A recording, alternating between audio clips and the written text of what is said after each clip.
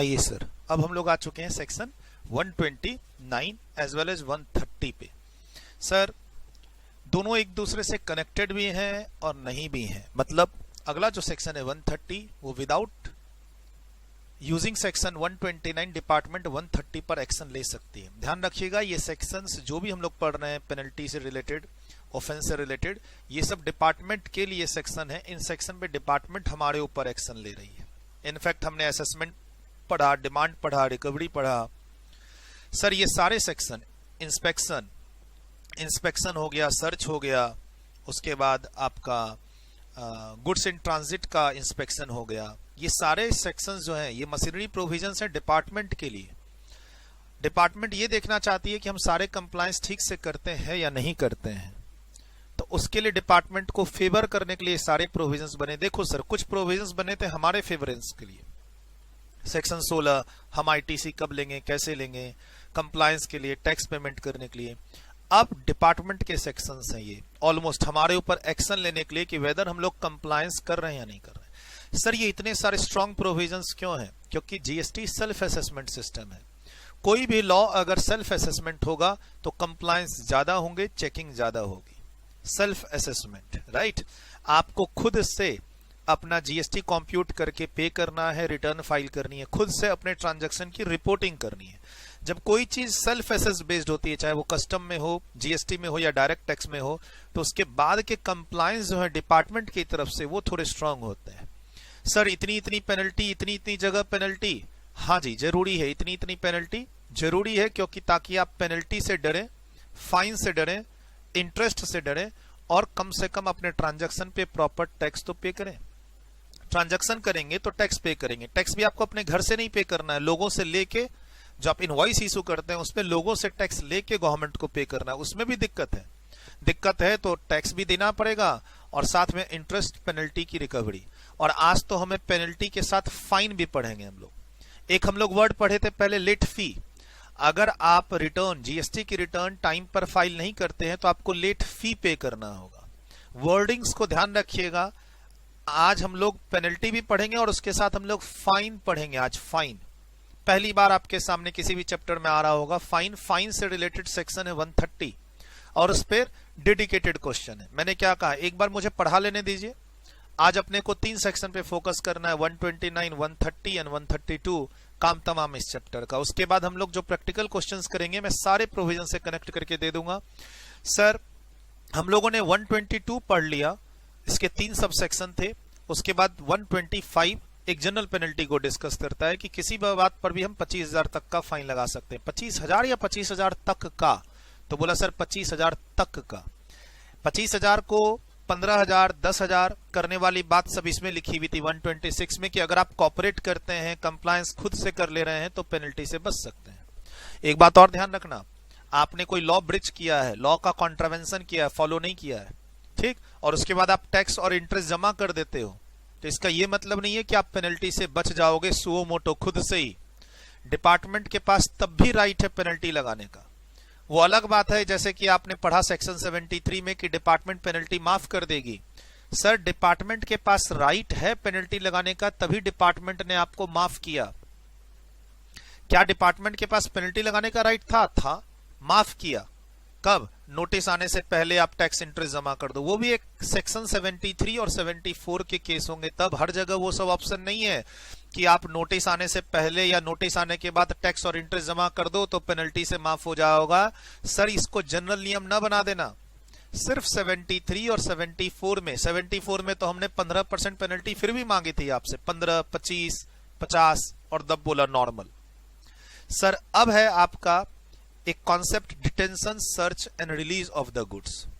बोला sir goods in transit तो वो हवा में तो जाएगा नहीं, वो किसी न किसी कन्वेंस में रहेगा। कन्वेंस का मतलब यहां पर वो ट्रक में रहे, आपकी पर्सनल कार में रहे, बस में रहे, ठीक है। मेनली हम ट्रक की बात करते हैं, ट्रांसपोर्टर की बात करते हैं। मेरा गुड्स मेरी लोकेशन से मेरी ही दूसरी लोकेशन पे जा रहा है, और या फिर कस्टमर की लोकेशन पे जा रहा है। मूवमेंट, गुड्स की मूवमेंट है। बोला सर आपने कुछ पहले पढ़ाया था एक वर्ड, इंस्पेक्शन, ठीक है। अब इंस्पेक्शन पे एक बार देख लेते हैं। हमारे पास पेज नंबर 20, कौन सा, 128 में हम लोग चलते हैं। एक बार मैं आपको पीछे ले जाऊं, इससे रिलेटेड प्रोविजन जो हमने पढ़े। टाइम वेस्ट नहीं कर रहा हूं, लिंक करके दे रहा हूं कि सर अभी जो आप सेक्शन 29 और 130 पढ़ रहे हैं, 129 एंड 130, वो कनेक्टेड है इंस्पेक्शन से। एक पॉइंट था यहां पे सर्च एंड सीजर के अंदर, सर्च एंड सीजर के अंदर सीज किए हुए गुड्स को आप प्रोविजनल बेसिस पर रिलीज कर सकते हैं सामने वाले से सिक्योरिटी और गारंटी लेके। अभी भी जो हम लोग पढ़ेंगे सेक्शन 129 और 130, सेक्शन 129 में गुड्स डिटेंशन की बात है, सीजर की बात है और उसमें रिलीज की बात है। उसके बाद सेक्शन 130 में कॉन्फिस्केशन की बात है और फाइन लेने की बात है और गुड्स को ऑक्शन करने की बात है। ठीक है सर, आपने तो वो रिकवरी ऑफ टैक्स में भी बताया था। सर रिकवरी ऑफ टैक्स में जरूरी नहीं कि गुड्स में मूवमेंट हो। आप अपनी दुकान से सामान बेच रहे हैं, कहां का मूवमेंट है? आप अपनी दुकान से सामान बेच रहे हैं टैक्स की चोरी करके, मूवमेंट कहां है? सेक्शन 129 तो आएगा ही नहीं। मैं अपनी कोचिंग सेंटर में आपको पढ़ा रहा हूं और जीएसटी मान लो फीस पे ना दूं, इसमें कैसा मूवमेंट है? सर सेक्शन 129 और 130 में जो 129 अभी है उसमें क्या जरूरी है? गुड्स का मूवमेंट होना जरूरी है, तब 129 ऑपरेट होगा। आप सभी सेक्शन को मिक्स ना करें। बोला सर मिक्स हो रहा है, क्या करें? तो मिक्स हो रहा है तो एक बार और पढ़ने की जरूरत है और कुछ नहीं। बोला सर वो एग्जाम पास में है और एग्जाम का प्रेशर है और अब पढ़ना शुरू किए हैं अच्छे से। सर थोड़ी घबराहट तो होगी, जैसे जैसे आप पढ़ेंगे। एक बार वीडियो के साथ पढ़े नोट्स को, एक बार वीडियो जब कंप्लीट हो जाए तो उसके बाद 2-3 दिन की गैप पे पढ़ें। फिर मैंने क्या बोला, इस खास इस चैप्टर के लिए मैं एक बार वीडियो में सारा समझा देता हूं, आप मेरी बात को सुन लीजिए 10-12 पेज, ठीक। उसके बाद सिर्फ एक बार और पढ़ना है आपको। प्रैक्टिकल क्वेश्चन जो मैं क्लास में कराऊंगा अभी आपको, उसको 2 बार और करना है, ये चैप्टर आपका कंप्लीट हो जाएगा। बोला सर सिर्फ यही थोड़ी ना है पढ़ने को। देखिए ऐसी कोई बात अगर आप करते हैं तो गलत है। आप बोलेंगे सर आप ही का कोई पेपर थोड़ी ना है, तो फिर वो गलत है, ठीक है। आप मतलब आप सोचेंगे कि वीडियो पढ़ा और सीधा एग्जाम में जाके बैठ जाए, तो ऐसे तो नहीं होगा। रिवीजन का शेड्यूल तो आपको देना ही पड़ेगा और आप थियोरेटिकल चीज पे कमांड ला सकते हैं प्रैक्टिकल को स्ट्रांग करके। लॉ में मैं थ्योरी पढ़ता था, मेरे समझ में नहीं आती थी। सीए करते समय फाइनल लेवल पे, मैंने क्लास में बोला भी है, सीए लेवल पे फाइनल लेवल पे मैंने लॉ की जो बुक थी वो मैंने सीए प्लस सीएस वाली बुक खरीदी थी। सिर्फ सीए फाइनल के लिए एक बुक आ रही थी लॉ की, जिस फैकल्टी की, जिस राइटर की बुक थी, कोलकाता में, कोलकाता की बात है, राइटर की सिर्फ एक पतली बुक थी 200 पेज की, 200 या 300 पेज की, सीए फाइनल लॉ की। उसमें सीए फाइनल के थ्योरेटिकल पैटर्न के क्वेश्चन थे। सर स्टडी मैट पढ़ूं तो समझ में नहीं आ रहा, दोस्त से वो बुक ली 2 दिन के लिए तो समझ में नहीं आ रहा। फिर मार्केट में और एनालिसिस की, पता चला 400-450 पेज की उसी फैकल्टी की सीए प्लस सीएस स्टूडेंट की बुक है। सीए में थ्योरी आती है, जैसे डायरेक्टर्स चैप्टर में सीए में थ्योरी आती थी, उस समय की बात कर रहा हूं 2005 की, अभी की नहीं। सर सीए के क्वेश्चन थ्योरेटिकल आते थे, सीएस के क्वेश्चन प्रैक्टिकल आते थे। अब मुझे लगा कि ये समझने के लिए सही रहेगा, मैंने वो 400-450 पेज की बुक पढ़ ली 2 बार। मुझे अब वो कहीं भी थियोरेटिकल कॉन्सेप्ट में जब दिक्कत होती थी तो मैं प्रैक्टिकल के थ्रू उस थ्योरी को समझ जाता था। और एक बार जब थियोरेटिकल पोर्शन समझ में आ गया तो याद करना आसान है।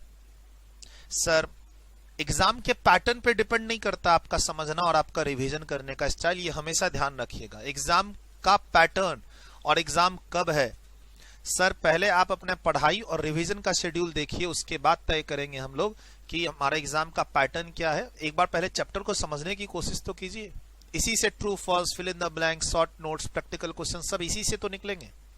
मैं लिंक कर दे रहा हूं फटाफट। सर पेज नंबर 28.3 में यहां पॉइंट था, ये पॉइंट अभी सेक्शन 129 पे अप्लाई होगा, क्योंकि हम यहां पर आपका गुड्स, और गुड्स जिस गाड़ी में था ट्रक, उसको सीज करेंगे, आप उसको रिलीज करवाएंगे। रिलीज करवाने में आप ये नियम फॉलो कर सकते हैं। तो इस पेज पे जाइए और लिखिए this process is also applicable on section 129। This process is also applicable in case of section 129।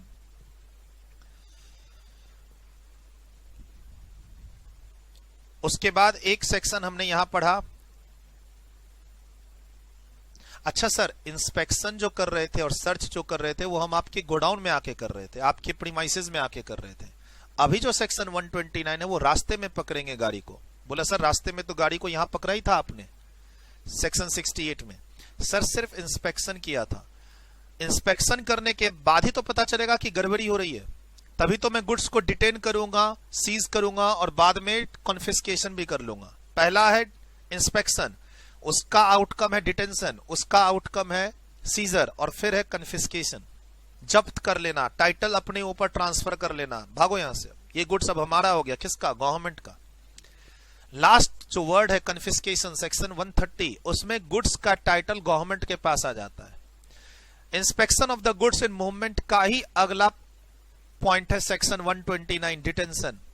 Detention के बाद होता है सीजर, सीजर के बाद होता है कन्फिस्केशन। बच्चे हमसे मैसेज के थ्रू पूछ रहे हैं, आप लोग, आप बच्चे जब पढ़ाई कर रहे हो तो मैसेज के थ्रू पूछ रहे हो कि सर फर्क क्या है सीजर में और कन्फिस्केशन में। बस आज वो पता चलेगा ना। एक हल्का सा फर्क है, जैसे डायरेक्ट टेस्ट की क्लास में बच्चे पूछते हैं tax planning, tax evasion, tax avoidance और टैक्स मैनेजमेंट, क्लास में पढ़ाता भी हूं क्या फर्क है, ठीक। और कभी कभार बच्चे कंफ्यूज हो जाते हैं टैक्स इवेजन और टैक्स अवॉइडेंस को लेके, राइट सर। वैसे यहां पर ये पहली स्टेप है। आज जो हम लोग पढ़ रहे हैं सेक्शन 129, ये इस सेक्शन से कनेक्टेड है। सर गुड्स की जब तक हम इंस्पेक्शन नहीं करेंगे, आपकी गाड़ी को हम जब तक नहीं रोकेंगे, हमें अथॉरिटी नहीं मिलेगी। देख रहे हैं, inspection during the transit can be done without the authorisation of joint commissioner. ठीक है सर, हम बिना ऑथराइजेशन के इंस्पेक्शन कर सकते हैं, करेंगे, लेकिन उसके बाद का प्रोसेस है डिटेंशन, डिटेंशन में प्रोसेस है सीजर का, उसके बाद अगला सेक्शन है कन्फिस्केशन का, जब्त कर लेना, और अगर आप फाइन पे कर देते हो तो हम आपके उस गुड्स को रिलीज कर देंगे। अभी मैं उसमें आऊंगा, पहले एक बार कनेक्ट कर दूं। 28.5 पे जाइए और लिखिए also refer section 129, also refer section 129। Inspection के बाद का प्रोसेस है डिटेंशन, जो आज का सेक्शन है। लिखिए एरो देके यहां पे डिटेंशन सेक्शन 129, इंस्पेक्शन एरो देके लिखिए डिटेंशन सेक्शन 129। डिटेंशन का मतलब रोक लेना, इस गुड्स को यहां रोको, अपनी गाड़ी को यहां रोको, जाने नहीं मिलेगा, अभी हम चेक कर रहे हैं। Sir inspection can also be done on the conveyance. आपकी दुकान का सर्च करेंगे, आपकी गोडाउन का सर्च करेंगे, रास्ते में जो गुड्स ट्रांसपोर्टेशन में है और आपका गुड्स जो ट्रांसपोर्टर के है उसको भी जाके रोक चेक कर लेंगे। Carrying consignment of value exceeding specified limit.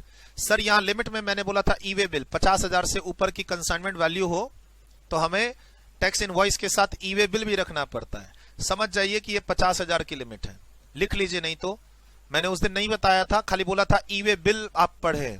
आप लिखना चाहते हैं लिख लीजिए कंसाइनमेंट वैल्यू एक्सीडिंग ₹50,000 वाला ही तो ई वे बिल साथ में लेके घूमेगा। हम गाड़ी को रोक के क्या चेक करेंगे? गुड्स की मूवमेंट एज पर लॉ है या नहीं, मतलब tax invoice, bill of supply या डिलीवरी चालान, और फिर ई वे बिल। अब ई वे बिल मैंडेटरी नहीं है तो प्रूफ करो मैंडेटरी नहीं है, you are carrying exempted goods. आप प्रूफ तो करो कि you are carrying exempted goods, e way bill is not mandatory. बताया तो था आपको ई वे बिल चैप्टर में। Sir the person in charge of the conveyance has to produce prescribed documents and device. यहां पर मैंने बोला था RFID की डिवाइस पढ़े हैं ई वे बिल में। यहां देखिए लिखा हुआ भी है e way bill has been prescribed for the said purpose. इसके में कौन सा डॉक्यूमेंट चेक करेंगे? तो ई वे बिल में जो कहा हुआ है वो सब करेंगे। चलिए ये हो गया। अब देखिए एक और आपने पढ़ा यहां पे, इसी चैप्टर की बात बता रहा हूं, पेज नंबर 28.7 पे यहां आपने पढ़ा कि अगर ये छोटी मोटी गलती है, अगर ये छोटी मोटी गलती है, पेपर जो कैरी कर रहा है ट्रक वाला गुड्स को ले जा रहा है, मान लो दिल्ली से यूपी जा रहा है गुड्स, मैं बिजनेसमैन हूं, कंसाइनर, मैंने गुड्स बेचा है यूपी के कस्टमर को या यूपी के दुकानदार को, आई एम अ मैन्युफैक्चरर इन दिल्ली, मैंने यूपी के होलसेलर को सामान बेचा है, गुड्स की मूवमेंट स्टार्ट हो चुकी है, मैं कंसाइनर, वो कंसाइनी और एक ट्रांसपोर्टर। गलतियां अगर ये सब मिलती हैं किसमें? उस डॉक्यूमेंट में, तो इन गलतियों के कारण देखिए क्या लिखा हुआ है, इन गलतियों के कारण डिटेंशन, रिलीज और कन्फिस्केशन जैसे पॉइंट एप्लीकेबल नहीं होंगे। मतलब इंस्पेक्शन करते समय अगर ये सब गलतियां मिलती हैं तो हम कोई प्रोसीडिंग्स स्टार्ट नहीं करेंगे। देखिए यहां लिखा हुआ भी है इंस्पेक्शन के बाद डिटेंशन, रिलीज, कन्फिस्केशन। यहां जाके लिख लीजिए डिटेंशन और रिलीज के लिए सेक्शन 129 और कन्फिस्केशन के लिए सेक्शन 130। सर सब लिंक करके दूंगा, क्यों घबराते हो? जिस दिन ये चैप्टर में थे उस दिन इतनी बात नहीं बताई थी, अब बता रहा हूं ना। अब जब जरूरत है तो बताऊंगा ना। देखिए ना, movement, inspection of goods in movement section 68, section 68, detention and release section 129, confiscation section 130। Sir goods को भी और गुड्स जिस गाड़ी में जा रहा है उस गाड़ी को भी। अब गाड़ी वाला क्या बोलता है, मालिक माई बाप मुझे तो पता ही नहीं था चोरी का माल जा रहा है, तो छोड़ देंगे, लेकिन बेटा तुमसे भी कुछ ना कुछ फाइन लेंगे अगर गलती तुम्हारी मिली तो। छोड़ देंगे, लेकिन पेनल्टी अगर तुम्हारी गलती नहीं है तो छोड़ेंगे, उसके लिए भी आज हम लोग पढ़ेंगे। लेकिन हाँ, अगर गलती ये सब है, ध्यान रखिएगा, अगर आपके ई वे बिल में या इनवॉइस में ये सब गलतियां दिख रही हैं तो हम कोई भी प्रोसीड्योर स्टार्ट नहीं करेंगे सेक्शन 129 और 130 का। आपको अब चूंकि हमारे पास दो सेक्शन है आज की क्लास में 129 130 एग्जाम के लिए, तो ये पॉइंट आपके इंपॉर्टेंट हो गए। यहां लेफ्ट साइड में लिखिए section 129 and 130 will not apply because of these reasons, because of these reasons. यहां लिखा हुआ है प्रोसीडिंग्स में नॉट बी इनिशिएटेड, और अच्छे से लिख लीजिए लेफ्ट साइड में section 129 and section 130।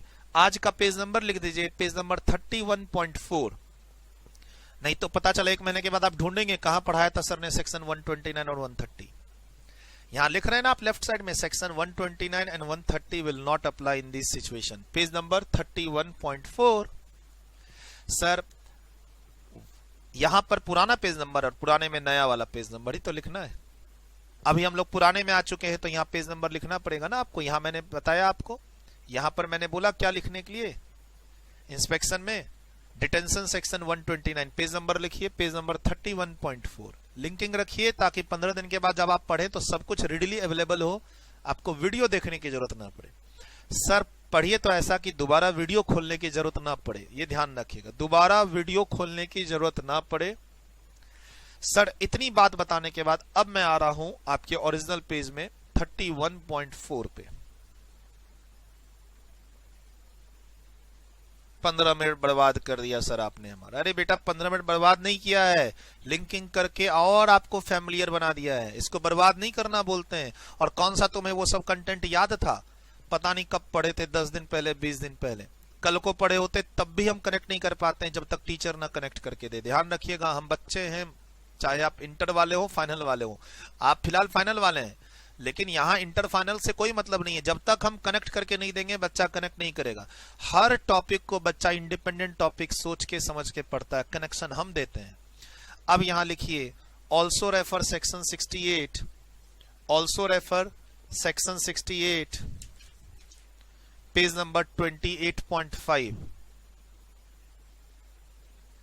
Page number 28.5 and also refer page number 28.7, 28.7। Sir inspection के बाद का स्टेज है डिटेंशन, सीजर एंड रिलीज। बोला सर सीजर तो आप पढ़ा चुके हैं हमें इंस्पेक्शन वाले ही चैप्टर में। वो सीजर क्या था, हमने आपकी प्रीमाइसेस, आपके गोडाउन और आपकी दुकान पर छापा मारा था, तब हमने गुड्स इंफॉर्मेशन डॉक्यूमेंट सीज किए थे। इस बार हम आपकी चलती हुई गाड़ी पर छापा मार रहे हैं रास्ते में। ध्यान रखिएगा, गुड्स मेरे गोडाउन से निकल के मेरे कंसाइनी के गोडाउन में पहुंच गया है, पहुंचने के बाद ये सेक्शन अप्लाई नहीं हो सकता, मेरे गोडाउन में ये सेक्शन अप्लाई नहीं हो सकता, मेरा गुड्स इन ट्रांजिट होना चाहिए। बोला सर ट्रांसपोर्टर का गोडाउन चलेगा, if goods is in godown of transporter तो वो गुड्स इन ट्रांजिट ही है। सर लिख लीजिए एक लाइन ऊपर टॉप में, if goods are in godown of transporter it is considered as goods in transit। बहुत इंपॉर्टेंट बात बता रहा हूं ये वाली, इंस्टीट्यूट ना पूछे क्या फर्क पड़ता है। Hence section 129 may apply to those goods also, right? Goods reached, delivered at destination, buyer consignee place, section 129 will not apply. Sir, first step section 68 है,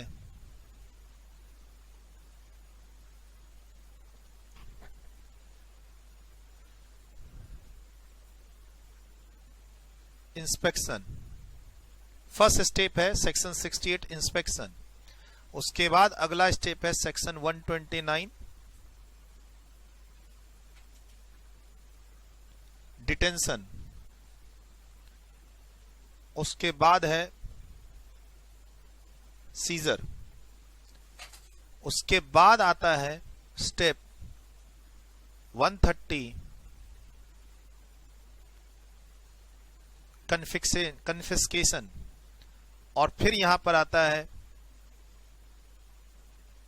pay fine to avoid confiscation. Sir custom की class में इसको redemption fine भी बोलते हैं। Custom की class में word है रिडम्पशन फाइन, शायद वहां पे सेक्शन 125 है कस्टम की क्लास में। यहां पर सेक्शन 130 कन्फिस्केशन, यानी अब गुड्स को हमने जब्त कर लिया। यहां टाइटल ट्रांसफर, कन्फिस्केशन का मतलब है टाइटल, गुड्स की ओनरशिप ट्रांसफर हो गई टू गवर्नमेंट। कन्फिस्केशन, हमने गुड्स जब्त कर लिया, टाइटल गवर्नमेंट के पास ट्रांसफर हो गई, अब गवर्नमेंट अपने हिसाब से इसको बेचेगी।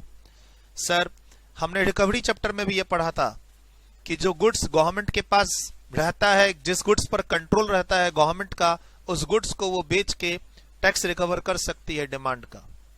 सर इसमें तो पूरा कंट्रोल आ गया कन्फिस्केशन में, लेकिन गवर्नमेंट यहां आपको ऑप्शन दे रही है पे फाइन एंड रिलीज। आप अपना गुड्स वापस ले सकते हो, हमें फाइन पे कर दो। सर फाइन पर मोटा मोटी जो क्वेश्चन है ना, अगर एग्जाम में वर्ड कन्फिस्केशन मिल रहा है, फाइन मिल रहा है, तो एग्जाम का क्वेश्चन 130 पे है, राइट। और अच्छा 130 इज नॉट डिपेंडेंट अपॉन 129, ये ध्यान रखिएगा। लिख देता हूं section 130 is not dependent. Sir 130 लगने के लिए 129 का लगना जरूरी है, ऐसा नहीं है। 130 तो हम आपके गोडाउन, आपके जो दुकान का सामान है उस पर भी जाके लगा देंगे। आपके यहां हमने इंस्पेक्शन किया, आपके यहां हमने सर्च किया, सर्च करके गुड्स को सीज किया, हम उस पर भी 130 लगा सकते हैं अगर इंटेंशन टैक्स इवेजन है, आगे पढ़ेंगे। लेकिन 129 लगा और आपने 129 में आपने कंप्लायंस नहीं किया, तो आपका 130 होना जरूरी है। सेक्शन 68 गड़बड़ है मैटर, सेक्शन 129 डिटेन करो, थोड़ा सा छानबीन करो 2-3 दिन, गड़बड़ है मैटर, सीज कर लो। ऑप्शन दो सामने वाले को क्या पे करने का, यहां पर सामने वाले को बोलो टैक्स प्लस पेनल्टी पे करने के लिए। सर अगर सामने वाला टैक्स पेनल्टी पे कर दे तो आगे मत जाना, सेक्शन 130 में ना जाना, नहीं तो फिर आगे उससे और लेना, क्या, फाइन। ये है इसका सीक्वेंस, किसका, सेक्शन 129 का एज वेल एज सेक्शन 130 का। सीधा 130 लगा सकते हैं, आंसर इज यस। सीधा हम आपसे फाइन ले सकते हैं, जरूरी नहीं कि वो फाइन उसी गुड्स पर हो जो मूवमेंट में था, राइट। लेकिन अगर 129 आपका अप्लाई हुआ और आपने टैक्स और पेनल्टी पे नहीं की, तो अगला एक्शन कन्फिस्केशन है ही है, फाइन है ही है। और अल्टीमेटली आप कहीं भी हमें कॉपरेट नहीं करोगे तो गुड्स का ऑक्शन करेंगे और टैक्स एडजस्ट करके जो सरप्लस पैसा होगा वो गवर्नमेंट ले लेगी। हालांकि सरप्लस पैसा तो मिलने का बात है ही नहीं, क्योंकि इतना मोटा मोटा फाइन पेनल्टी होता है कि सरप्लस बचता ही नहीं है। और ऑक्शन में भी तो धांधली होती है, जहां ह्यूमन इंटरवेंशन होगा वहां धांधली होगी, सीधी सी बात है। और यहां पे कहीं ना कहीं आप देख रहे हैं जीएसटी ऑनलाइन है, ऑनलाइन पोर्टल से ये सब हो जाएगा, नहीं होगा। इंस्पेक्शन के लिए पोर्टल नहीं, फील्ड में ऑफिसर चाहिए। उसके बाद डिटेंशन, सीजर, हाँ इसके जो प्रोसीड्योर है, नोटिस देना, ऑर्डर देना, रिप्लाई करना, वो सब बीच बीच में ऑनलाइन होगा। सर इसका जो प्रोसीड्योर है इंस्पेक्शन की रिपोर्ट, डिटेंशन की नोटिस, ऑर्डर, रिपोर्ट, ये रिपोर्ट, वो हम लिखित तौर पे ले जाके फिर ऑनलाइन करते जाएंगे। लेकिन मैनुअल इंटरवेंशन तो है, और जहां मैनुअल इंटरवेंशन है वहां गांधी जी तो सेटलमेंट में आएगी है। चैप्टर्स अच्छे हैं, गलत इंटेंशन से नहीं पढ़ना है, आपको एक प्रोफेशनल इंटेंशन से पढ़ना है। और प्रैक्टिकल लाइफ में क्लाइंट पर जब आप काम करते हैं और ये सब सेक्शन अप्लाई हुआ तो चांदी है, प्रोफेशनल फी अच्छी मिलती है। आप जिस ऑफिस में काम कर रहे हैं उस ऑफिस में सर्च सीजर का काम है, असेसमेंट का काम है। देखो जीएसटी के भी अलग अलग काम है। जीएसटी में एक होता है जीएसटी का मंथली टैक्स जमा कराना और रिटर्न फाइल करवाना। ये काम के अलावा अगर आपके ऑफिस में क्या काम है, जीएसटी के असेसमेंट का, जीएसटी के सर्च एंड सीजर का केस हमारे यहाँ हैंडल होता है। छापेमारी हुई थी, जीएसटी की अपील में जाना है क्लाइंट के बिहाफ में, एपलेट अथॉरिटी के पास जाना है, अथॉरिटी ऑफ एडवांस रूलिंग के पास जाना है। सर वैसी ऑफिस को ढूंढ के ज्वाइन कीजिए, मजा आ जाएगा, मजा आ जाएगा सर। लिखिए इसे। तो थोड़ा सा मैंने इसका बैकग्राउंड क्लियर किया आपको, किस तरीके से हमारे पुराने नोट्स इसमें काम आ रहे हैं, जो पुराने चैप्टर्स हैं जो पहले पढ़े, राइट। फाइनल लेवल पे आप जीएसटी की प्रिपरेशन कर रहे हैं, सीएमए स्टूडेंट्स ध्यान रखिएगा। आपके कोर्स कंटेंट के हिसाब से मैं पढ़ा रहा हूं, और डिस्क्लेमर पहले ही दे दिया कि full text of section 129 is not available in your study mat. However मैं पढ़ा रहा हूं बिकॉज स्टडी मैट में अमेंडमेंट बोल के इन्होंने कवर किया है। अमेंडमेंट पोर्शन एक छोटा सा अमेंडमेंट था, एक लाइन का, इन्होंने डाल दिया अपने सप्लीमेंट्री में। पढ़ाना पड़ रहा है और अच्छा सेक्शन है, पढ़ना चाहिए। आई डोंट नो क्यों इसने इस सेक्शन को इंस्टीट्यूट ने अपने स्टडी मैट में मेंशन नहीं किया है। सीएमए इंस्टीट्यूट को 129 सेक्शन अपने स्टडी मैट में पूरा देना चाहिए था। वीडियो रोकिए, लिखिए इसे। वीडियो रोकेंगे, लिखेंगे।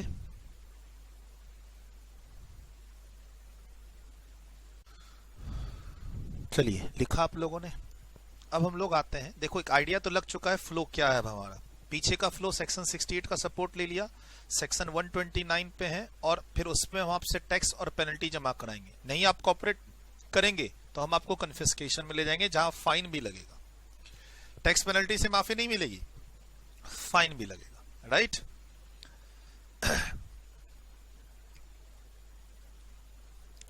Sir detention, seizure and release of the goods and conveyance in transit. याद रखिएगा, अगर गुड्स आपके ऑफिस में है, आपके गोडाउन में है, तो ये सेक्शन ऑपरेट नहीं हो सकता। सामने वाले के यहाँ डिलीवर्ड हो गया, पहुंच गया, तो ये सेक्शन ऑपरेट नहीं हो सकता। लेकिन अगर ट्रांसपोर्टर के गोडाउन में है तो उसे हम गुड्स इन ट्रांजिट ही बोलते हैं। हम एटलीस्ट उस गुड्स को डिटेन कर सकते हैं, क्योंकि वो गाड़ी तो मिलेगी नहीं जो ट्रांसपोर्टर के गोडाउन में रखने गई थी। रास्ते में अगर है तो वो गाड़ी भी पकड़ी जाएगी। अब आप कहते हो ट्रांसपोर्टर के गोडाउन में है, तो कम से कम इस गुड्स को तो हम डिटेन, रिलीज, सीजर, रिलीज कर सकते हैं। ये जो वर्ड है ना रिलीज कब होता है? जब आपकी गलती ना हो। और अगर गलती है तो रिलीज तभी होगा जब आप टैक्स प्लस पेनल्टी जमा कर दो। टैक्स जमा कर दो, पेनल्टी जमा कर दो, गुड्स को रिलीज कर देंगे। और या फिर आपकी गलती ना हो, आप सही हो, हमारा डिटेंशन और सीजर गलत हो। लेकिन होगा नहीं सर, डिटेंशन पे ही पता चल जाता है कि हम गलत हैं या सही। हम अगर गलत हैं डिटेंशन के, इंस्पेक्शन के समय ही हम आगे नहीं बढ़ेंगे। अगर हमें लगेगा कि आप गलत हैं, तभी हम डिटेंशन यानी सेक्शन 129 का यूज करेंगे। 129 का डिटेंशन का ऑर्डर भी पास करना पड़ता है, फिर आपको नोटिस देंगे। नोटिस के जवाब में आप हमें क्या देंगे? टैक्स प्लस पेनल्टी देंगे। सर कहता है not withstanding anything content in this act, मतलब आप जो पढ़ रहे हो यहाँ पे इसके कॉन्ट्रारी में अगर कुछ कहीं पर लिखा हुआ है तो वो अप्लाई नहीं होगा। सुप्रीम पावर दे दिया, section 129 will override other sections, other provisions. Sir क्या अदर प्रोविजंस अप्लाई नहीं होंगे? अप्लाई होंगे ना, बट अगर कॉन्ट्राडिक्शन होगा दो प्रोविजन के बीच में तो सेक्शन 129 विल प्रिवेल। सर ऐसा ही वर्ड अगले सेक्शन में भी है, 130 में भी।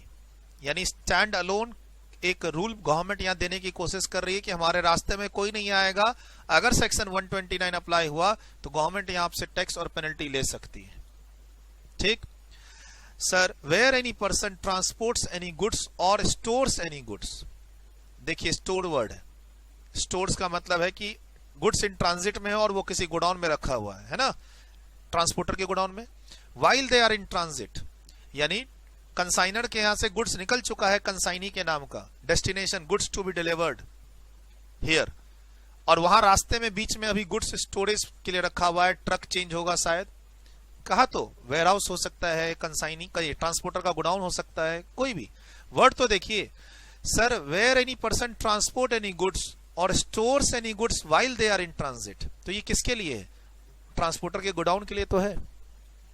इन contravention of the provision of this act, आपने गुड्स की मूवमेंट चालू कर दी है इन कॉन्ट्रावेंशन। अब कॉन्ट्रावेंशन क्या हो सकता है? वही कि goods is not supported by invoice, और if supported by invoice but not supported by e way bill, या आपने गुड्स की अंडर वैल्यूएशन कर रखी है, माल अधिक है ट्रक में माल 100 केजी है, इनवॉइस पर 80 केजी है, कुछ ना कुछ तो कॉन्ट्रावेंशन आपने किया है। डिलीवरी चलान के बिना मूवमेंट है सर, कोई भी कंप्लायंस आप एक्ट का हो या सपोर्टिंग रूल्स का हो, देखिए क्या लिखा हुआ है, और रूल्स मेड देयर अंडर, ठीक, देन ऑल सच गुड्स। बोला सर 100 केजी में अगर 80 केजी की इनवॉइस है, 80 केजी का सब कुछ सही है डॉक्यूमेंट, तो 80 केजी छोड़ देंगे, 20 केजी पकड़ लेंगे। ऑल सच गुड्स है, all goods with in the truck नहीं है सर, ऑल सच गुड्स का मतलब है जहां पर कॉन्ट्रावेंशन है उसको डिटेन करेंगे, न कि पूरे के पूरे ट्रक और पूरे के पूरे सामान को। सर 100 केजी, मान लो 1000 केजी, 100 केजी तो बहुत कम है, मान लो 1000 केजी वेट में 1000 केजी का माल ट्रक से जा रहा था, 800 केजी की प्रॉपर डॉक्यूमेंटेशन है, 800 केजी को आप दूसरे ट्रक में ला दो और ले जाओ, बाकी ये ट्रक और 20 केजी यहीं रहेगा। सर उस ट्रक को रोकेंगे? ट्रक अगर आपके कंट्रोल में तो रोकेंगे, और ट्रक किराए पर था, ट्रक का ओनर बोलता है भाई मैं कोई भागीदारी नहीं हूं इसमें, मुझे तो पता ही नहीं है कौन सा माल जा रहा है। और जहां तक ई-वे बिल की बात है, देखिए ई-वे बिल में तो सब कुछ सही है। एक ट्रक वाले की रिस्पॉन्सिबिलिटी क्या है? ई-वे बिल में सब कुछ सही होना चाहिए। अब उस बंदे ने जो सामान ले जा रहा है, उसने वैल्यूएशन उसकी गलत लिखी हुई इनवॉइस में, तो उसमें ट्रक वाला क्या करेगा? 4 लाख का माल को मैं 60,000 का माल दिखा के ले जा रहा हूं, उसमें ट्रक वाले की क्या गलती है? ठीक है। और किसी पैकेट के अंदर कोई दूसरा माल छिपा हुआ है, ट्रक वाला बोलता है मैं अब पेटी को थोड़ी ना खोल के देखूंगा, और कहीं भी मेल मैसेज में, चैट में, या कोई भी ऑडियो वीडियो में दिखाइए कि ये हमने पैक किया और हम इसके अंदर क्या माल भरा जा रहा है हमें पता है। ट्रक वाला अपनी जेन्युइननेस दिखा के बच सकता है, आगे प्रोविजन है। फिलहाल हम गुड्स को भी रोकेंगे और उस ट्रक को भी रोकेंगे। Conveyance used as a means of transport for carrying said goods and documents relating, sir goods को भी रोकेंगे, डॉक्यूमेंट्स को भी रोकेंगे, मैं वर्ड बोल रहा हूं। Relating to such goods and conveyance shall be liable for detention और सीजर। सर लेकिन अभी पहले इंस्पेक्शन हुआ था, फिर डिटेंशन होगा। डिटेंशन का मतलब रुको, हम छानबीन कर रहे हैं, और छानबीन में गलत हुआ तो हम सीज करेंगे। बाकी अब तुम्हारा डिटेंशन और सीजर के समय में अब हम तुम्हें नोटिस देंगे कि तुम इतना टैक्स और इतना पेनल्टी जमा कर दो, गुड्स को रिलीज करवा लो, नहीं तो फिर फाइनल ऑर्डर पास करेंगे 129 का, और केस को कहां ले जाएंगे? 130 में ले जाएंगे फाइन के लिए। तो सर यहां जो है डिटेंशन, यहां पे ऑर्डर ऑफ डिटेंशन इशू करना जरूरी है। आप वर्बली किसी गुड्स को, आप वर्बली किसी भी ट्रक को, किसी भी गुड्स को रोक नहीं सकते हैं। Detention, order of detention is to be passed. यहां देखिए लिखा हुआ है नीचे, नो सच गुड्स और कन्वेंस शैल बी डिटेन्ड और seized without serving an order of detention और सीजर। सबसेक्शन 1 में मैं ऑर्डर पास करूंगा, इस गुड्स को डिटेन किया जा रहा है, रोका जा रहा है छानबीन के लिए। फाइनल ऑर्डर एक और पास होगा आगे सबसेक्शन 3 में, लेकिन उसके पहले मैं आपको नोटिस दूंगा। ये काम स्टार्ट करने का ऑर्डर है, मेन ऑर्डर नहीं है। सेक्शन 129 में 2 ऑर्डर है, एक सबसेक्शन 1 में और एक सबसेक्शन 3 में अगले पेज पे।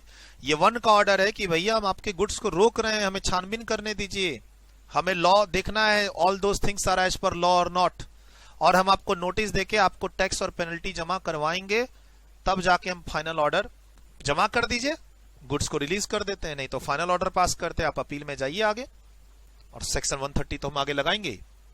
2 ऑर्डर पास होंगे यहां पर, एक ऑर्डर ऑफ डिटेंशन ताकि हम जज कर सकें, पहले गाड़ी रोकेंगे, फिर गाड़ी को कंप्लीटली रोक देंगे, हॉल्ट। और सर ऑर्डर ऑफ डिटेंशन में तो हमारे बताए हुए जगह पर हम गाड़ी को ले जाएंगे, गाड़ी मेन रोड पे पकड़े हुए, इंस्पेक्शन कर लेंगे। अब ऑर्डर ऑफ डिटेंशन में हम गाड़ी को अपने ऑफिस में ले जाएंगे, किसी दूसरे लोकेशन पे ले जाएंगे, हाईवे से कहीं भी एक लीगल जगह पर ले जाएंगे। दूसरी जगह ले जाने के लिए ऑर्डर ऑफ डिटेंशन और सीजर देना पड़ेगा। लेकिन क्या ये सेक्शन 129 का फाइनल ऑर्डर है? नहीं, अभी एडजुडिकेटिंग प्रोसेस स्टार्ट होगा, हम आपको नोटिस भेजेंगे, नोटिस पर आप ऑब्जेक्शन करेंगे, आप रिप्लाई देंगे, हम नोटिस देंगे, आप रिप्लाई करेंगे, फाइनली आप नहीं इंटरेस्टेड है टैक्स और पेनल्टी देने में तो हम ऑर्डर पास करके अगला सेक्शन 130 लगाएंगे, या हो सकता है आप पे कर दे। 14 दिन की बात है सर। रूल 142 पढ़े हुए हम लोग, नोटिस और डिमांड चैप्टर में रूल 142 पढ़े हुए, वहां पर 14 दिन की बात लिखी हुई है। थोड़ा सा अगर मैं ले जाऊं आपको किस पेज नंबर पे मैं ले जाऊं पेज नंबर 32.5 पे, देखिए यहां पर लिखी हुई एक बात जो यहां मैच करेगी अभी 32.5। बोला सर इतना सब आपको याद कैसे रहता है? सर नोट्स बनाते समय लिंकिंग करके पेज नंबर लिख देते हैं हम लोग, और कोई बात नहीं है। ये देखिए यहां लिखा हुआ है 129 सब सेक्शन 1 में अगर गुड्स डिटेन होता है तो आपको 14 दिन के अंदर अपना टैक्स और पेनल्टी जो भी हम मेंशन करेंगे वो पे कर दीजिए। पे कर दीजिए तो काम रुक जाएगा, पे कर दीजिए, इन्फॉर्म कर दीजिए 3 में, और हम 5 में समरी बना के काम को रोक देंगे। ध्यान रखिएगा ऑर्डर के फॉर्म्स जो होते हैं वो अलग होते हैं, ये समरी ऑफ डिमांड के फॉर्म्स हैं, ये ध्यान रखिएगा। मैं बार बार बता रहा हूं सर, ये आप नोटिस के साथ, यहां भी वर्ड था ना, नोटिस के साथ ये फॉर्म इशू करेंगे। नोटिस का ये फॉर्म है ऐसा जरूरी नहीं है। जैसे अभी हम लोग क्या पढ़ रहे हैं, अभी हम लोग पढ़ रहे हैं आपका डिटेंशन, इसका फॉर्म नंबर अलग है, उसके साथ जो नोटिस जाएगी समरी ऑफ डिमांड, उसमें जो लिखा रहेगा इतना टैक्स इतना पेनल्टी देना है, उसका ये फॉर्म नंबर है। मैंने पहले भी बताते समय बोला था नोटिस का फॉर्म नंबर ये नहीं है, नोटिस के साथ समरी ऑफ डिमांड इस फॉर्म में जाती है जिसमें एक समरी लिखी होती है कि भैया ये कार्रवाई आपके ऊपर हुई है, ये टैक्स ये इंटरेस्ट ये पेनल्टी पे कर दो, उसका ये फॉर्म है 01। एनीवे वापस आते हैं। तो सर मैं आपको इस पेज पे क्यों लाया था, ये दिखाने के लिए कि यहाँ 14 दिन की बात हो रखी है कि 14 दिन के अंदर अंदर आपको अपना अमाउंट क्लियर कर देना है। कौन सा अमाउंट? टैक्स प्लस पेनल्टी, जो अभी हम पढ़ेंगे 129 वाली। वापस आते हैं, एक पेज और मिला, एक पेज का रेफरेंस और मिला। घबराना नहीं है इन सब रेफरेंस से,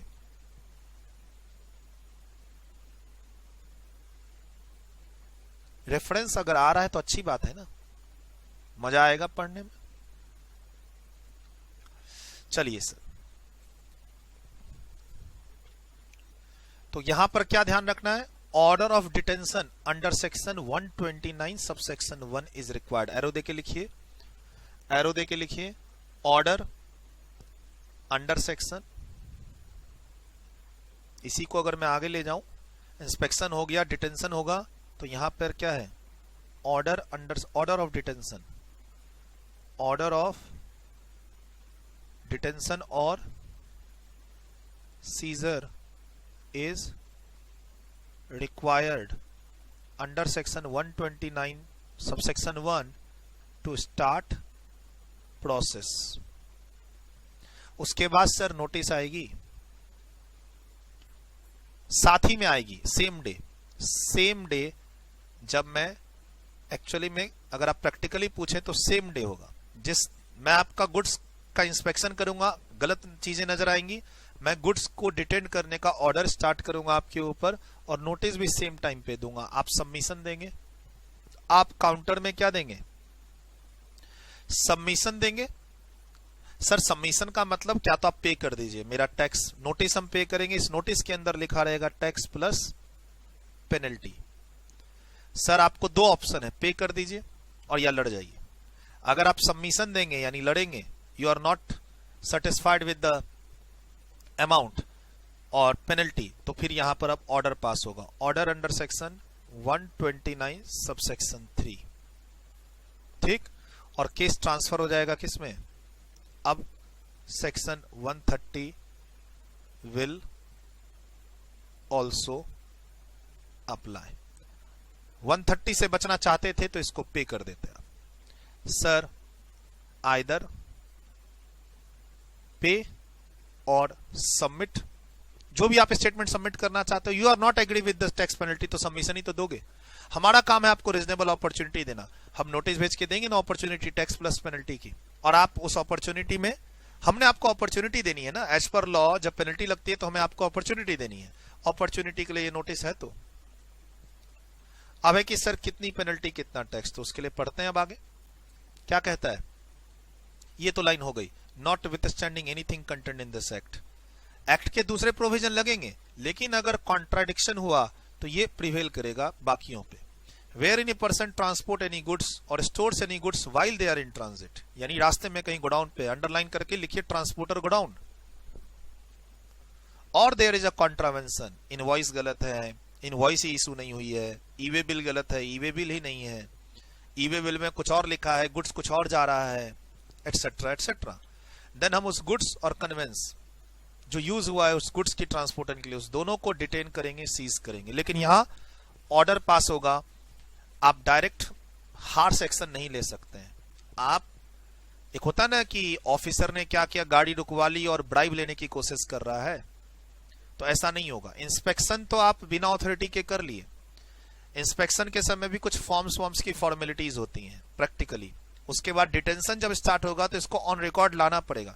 सर क्यों बोला गया है यहां पर सेक्शन 129 सब सेक्शन 1 का ऑर्डर पास करने के लिए, ताकि चीजें लिखित पे हो जाए, तो वो जो फील्ड ऑफिसर है वो मनमानी ना करे, ब्राइब वगैरह ना ले।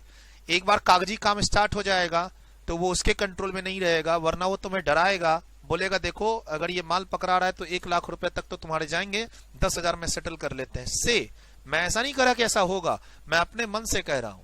सर मैं सिर्फ समझाना चाह रहा हूं, मैं किसी ऑफिसर की छवि को खराब नहीं कर रहा हूं कि मैं रेवेन्यू ऑफिसर्स के बारे में कुछ गलत कह रहा हूं।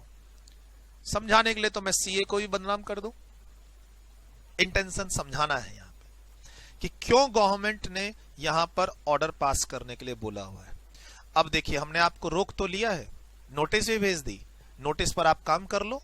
हम आपको नोटिस में टैक्स बोलेंगे जमा करने, पेनल्टी बोलेंगे जमा करने के लिए, उस पर आप काम कर लो, हम आपके गुड्स को रिलीज कर देंगे। सर गुड्स और कन्वेंस आफ्टर डिटेंशन और सीजर शैल बी रिलीज्ड, लेकिन इसके पहले नोटिस इशू होगा, उसके पहले ऑर्डर ऑफ डिटेंशन इशू होगा। ये देखिए यहां पे सर हम यहां गुड्स को रिलीज कर सकते हैं, गुड्स कैन बी रिलीज। अब सर डिटेन हो चुका, सीज हो चुका, ठीक। अब हम नोटिस भेजेंगे, नोटिस में हम आपको बोलेंगे पे, नोटिस में हम क्या बोलेंगे, पे tax and penalty and get release. और लड़ना चाहते हैं तो लड़िए ना, हम तो फिर आगे कन्फिस्केशन भी करेंगे। सर अभी कन्फिस्केशन स्टार्ट नहीं हुआ है, no confiscation, no confiscation. Goods release हो गया, कन्फिस्केशन नहीं है, अभी लिखवा दूंगा इसको।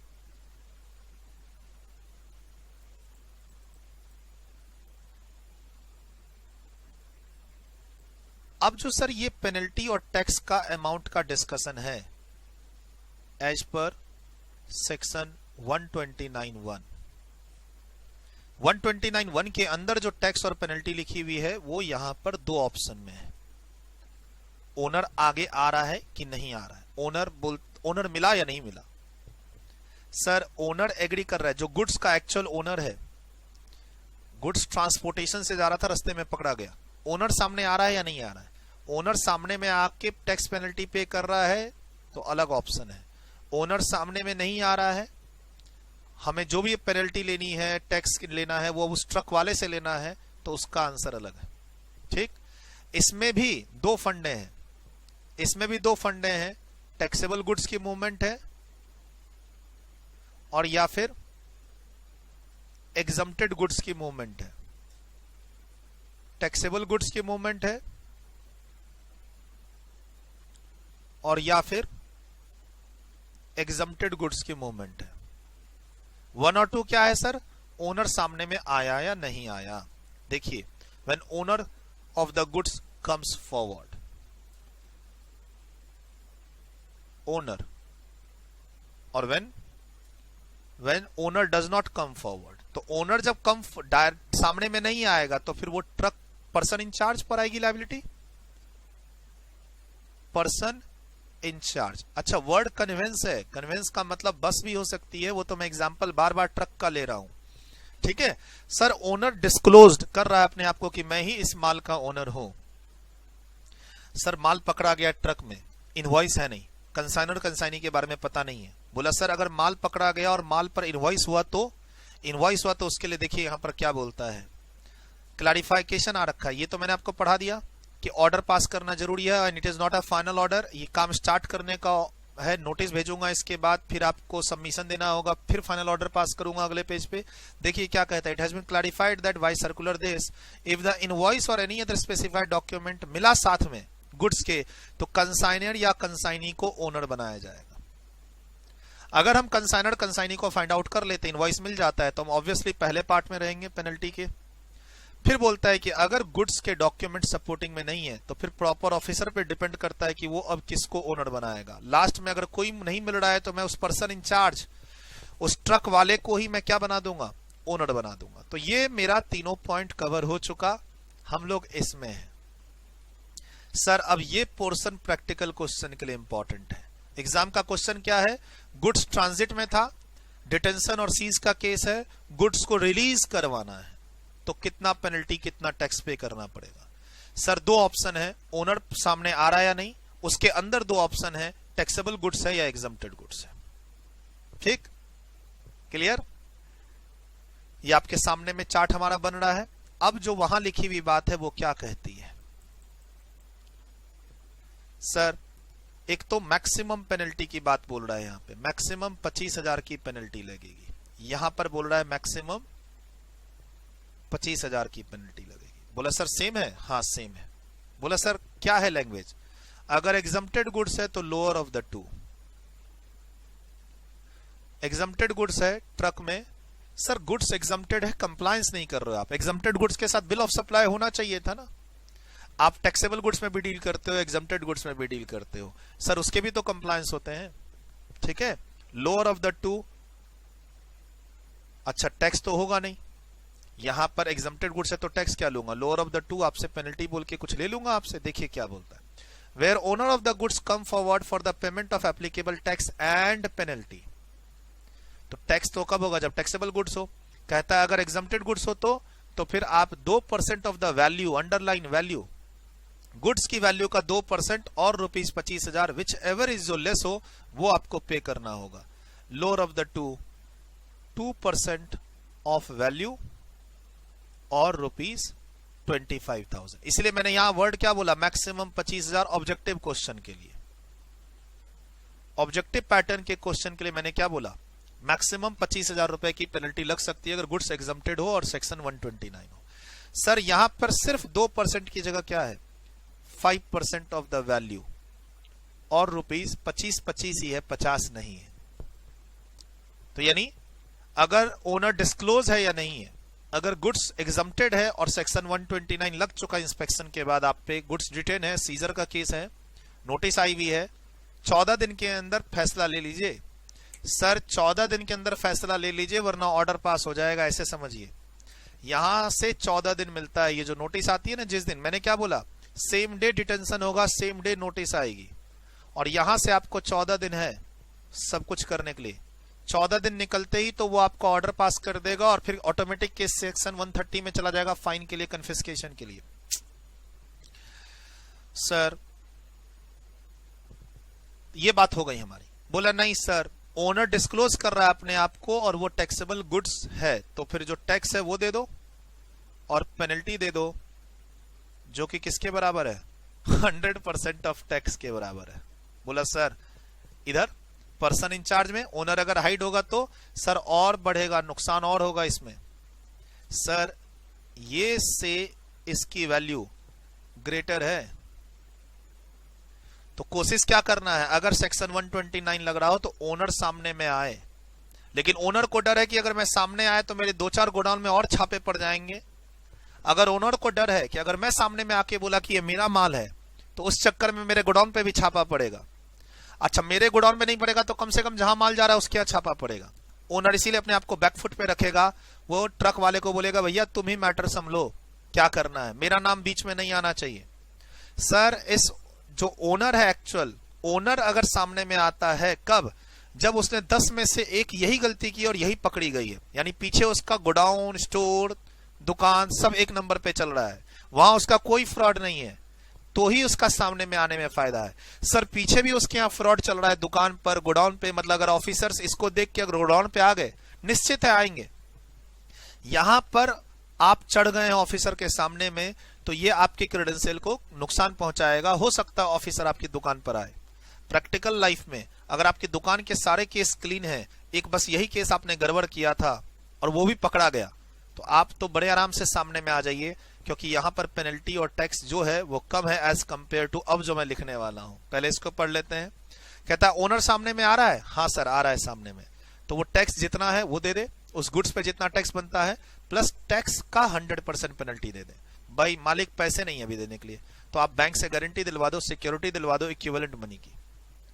सर हम कहां करें कि अभी आप पैसा दो और रिलीज करवाओ, आप हमसे बैंक से सिक्योरिटी गारंटी दिलवा दो equivalent to your tax plus penalty, हम आपका गुड्स रिलीज कर देंगे, छानबीन करेंगे और बाद में आपका जो फाइनल ऑर्डर पास होगा 129(3) का, उसमें हम एडजस्ट मार देंगे उसको।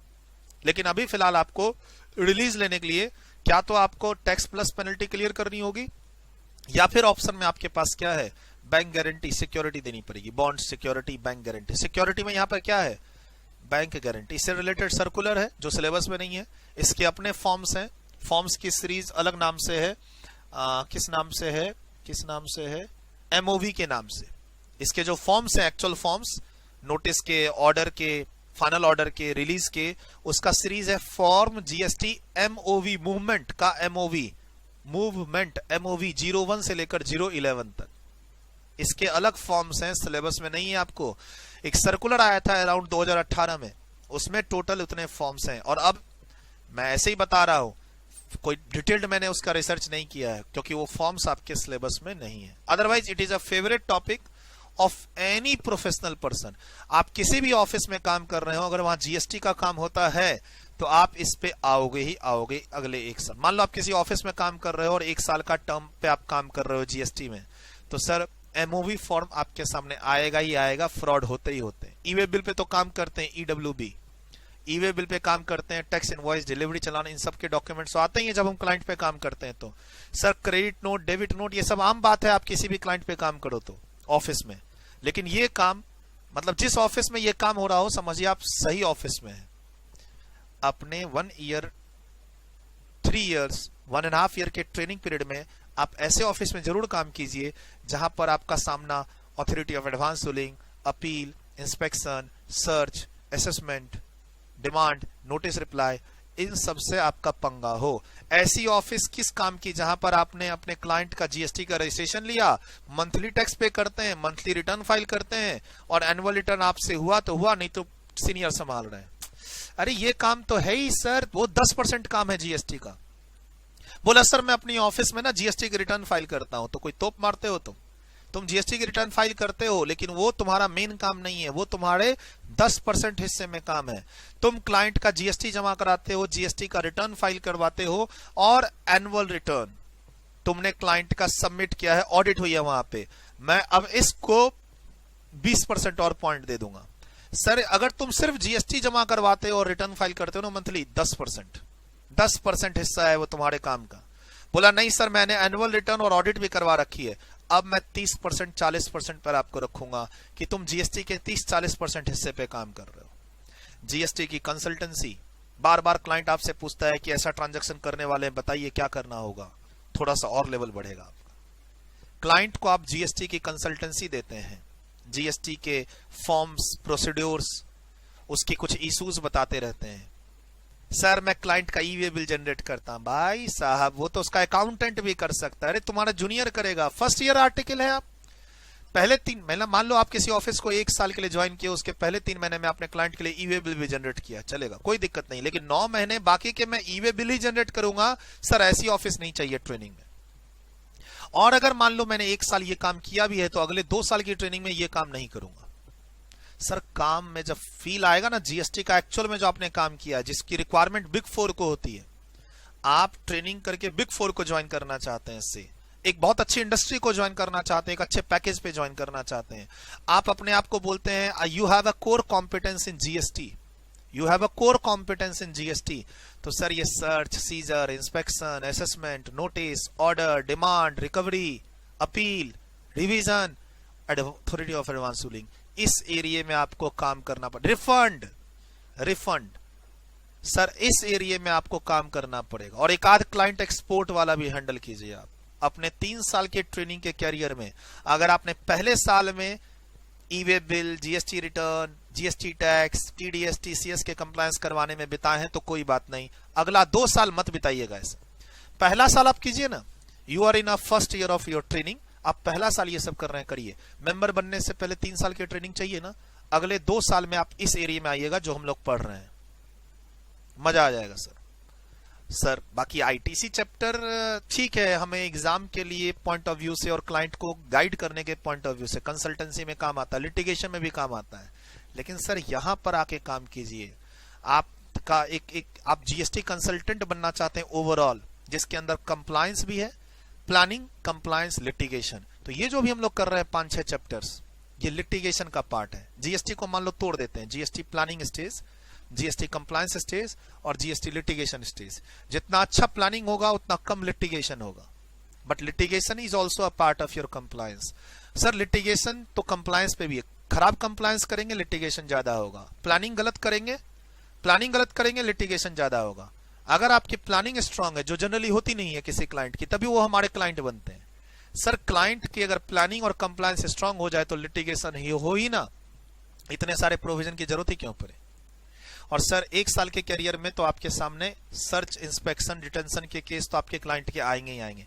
1 साल के ट्रेनिंग पीरियड में अगर आप किसी भी फर्म में ट्रेनिंग करते हैं तो आपके क्लाइंट के ऊपर ये एक्शन लिया जाएगा, ऐसा केस आपके ऑफिस में आना ही आना है। खाली आप कान खुला रखिएगा, जैसा ही वो केस आए आप उसमें इन्वॉल्व होने की कोशिश कीजिएगा। Sir I am happy with my e way bill work और I am happy with the GST return. Sir पहले से ये काम, एक और काम क्यों दे रहे हो? अरे नहीं, वो काम छोड़ो जो कर रहे हो, इस काम में आओ, पहचानो अपने वैल्यूज को, पहचानो ये इस काम में वैल्यू है। वो रिटर्न फाइल करना तो कहिए ना, आप जूनियर को सिखाओ। अगर मान लो आप 2 साल के लिए किसी फर्म में ज्वाइन कर रहे हो तो पहले साल में जो काम सीखा है वो अपने अंडर में जूनियर रखो। आपको 6,000 मिल रहा है, लेकिन इंस्टीट्यूट की गाइडलाइंस 1,000 रुपए बोलती है, ठीक। अब आप अपने सीएमए जो सीनियर है उसको बोलो कि सर इंस्टीट्यूट की गाइडलाइंस के हिसाब से 1,000 रुपए वाला मैं ट्रेनिंग आपके अंडर में लाके देता हूं, बहुत अच्छा ट्रेनिंग, निकालो वैकेंसी फेसबुक पे, एक का भला भी होगा। सर आपको 6,000 की जरूरत थी, आपने 6,000 वाला काम किया, अपने अंडर में ट्रेंड करो उसको और अपने सारे काम उसको दो और तुम चिपक जाओ बॉस के साथ। सर और कोई काम दीजिए ना। जब तक आप अपना काम दूसरे को नहीं दोगे तब तक आप बॉस से दूसरा काम कैसे लोगे, और वो काम कैसे लोगे? 6 महीने, 9 महीने, 1 साल में अपने नीचे किसी को हायर करो। सर अपने नीचे जब तक किसी को हायर नहीं करोगे तब तक आपको ऊपर से बॉस से काम नहीं मिलेगा। अपने काम दूसरे को ट्रेंड करो, सिखाओ। 2 फायदे होंगे, एक आपको रिलीज जल्दी मिलेगा अपनी फर्म से, आप फर्म छोड़ना चाहते हो अपने एग्जाम की प्रिपरेशन के लिए, रिलीज जल्दी मिलेगा। दूसरा, आपको सीनियर से और दूसरे तीसरे काम मिलेंगे, क्योंकि अब जो आपने काम किया वो आप दूसरे को ट्रेंड कर चुके हो। अपने जूनियर को अपने ग्रिप में लेके उसको अपना काम संभलाओ। आप अपने बॉस को ये बोलो कि सर ये जूनियर है, मैं इसको अपना काम ट्रेंड कर देता हूं, आपके साथ में दूसरे काम पे लग जाता हूं। आपकी वैल्यू बढ़ेगी, आपका मैनेजरियल स्किल्स बढ़ेगा, फ्री में, वो भी आपके रुपए थोड़ी लग रहे हैं। आप अपने ऑफिस में 2nd लेवल पे पहुंच गए, 1st लेवल पे नए रिक्रूटर्स आ गए। कोशिश कीजिए ऐसा करने की। 2 फायदे होते हैं, नया काम मिलेगा और आपका रिलीज भी हो सकते हैं। आप मान लो 1 साल में लास्ट के 3 महीने बचे हैं, आप 3 महीने में कोई बंदा हायर करवाइए, 9 महीने का काम जो आपने ऑफिस में किया उसको 3 महीने में ट्रेंड करके सिखाइए। बॉस को बोलिए सर 1 साल हमारा कंप्लीट, हमने अपना काम सारा इसको सिखा दिया, हमें जाने दीजिए। ये हुआ गुडविल। और आपको बॉस रिलीज करेगा, छोड़ेगा नहीं, पकड़ेगा नहीं, आपको बॉस रिलीज करेगा। क्यों? रखने का फायदा क्या आपको? आप तो अब बॉस के लिए बर्डन है ना, आप जो काम करते थे वो आपने जूनियर को सिखा दिया।